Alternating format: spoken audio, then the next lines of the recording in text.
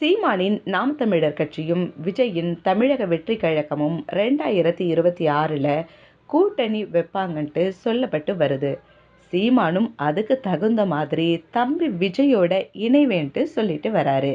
இப்போ இதை பற்றி ஒரு முக்கிய நியூஸ் மூத்த பத்திரிகையாளர் நக்கீரன் பிரகாஷ் சொல்லியிருக்கிறாரு.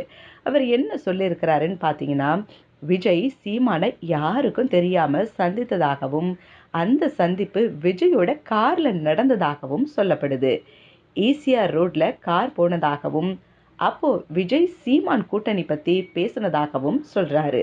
அது மட்டும் இல்லாமல் சீமானின் திட்டங்கள் பற்றி விஜய் ரொம்ப சுவாரஸ்யமாக கேட்டதாகவும் உன்னிப்பாக அதை கவனிச்சுட்டு இருந்ததாகவும் சொல்லப்படுது.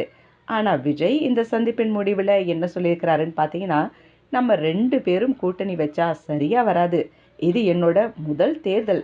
நானா தனியாக ப்ரூவ் பண்ணி பார்க்க நினைக்கிறேன் அப்படின்ட்டு சொன்னதா பிரகாஷ் சொல்கிறாரு.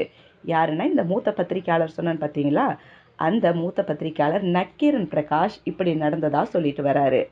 சீமான் பார்த்தீங்கன்னா வளர்ந்து வரும் ஒரு நல்ல ஒரு அரசியல்வாதி. விஜயும் இப்போ அரசியலுக்குள்ளே வந்திருக்கிறாரு. நிறைய நல்ல விஷயங்களை பண்ணணும்னு காத்துட்ருக்காரு. நாடாளுமன்ற தேர்தலை போட்டியிட மாட்டேன், பட் கண்டிப்பாக 2026 வரக்கூடிய சட்டமன்ற தேர்தலை போட்டியிடுவேன்னு சொல்லியிருக்கிறாரு. இவங்க கூட்டணி அமைப்பாங்கன்னு சொல்லிட்டு வராங்க. ஆனால் கூட்டணி அமைக்க மாட்டாங்க அப்படின்ட்டு இப்படி ஒரு தகவலும் வந்துட்டுருக்கு.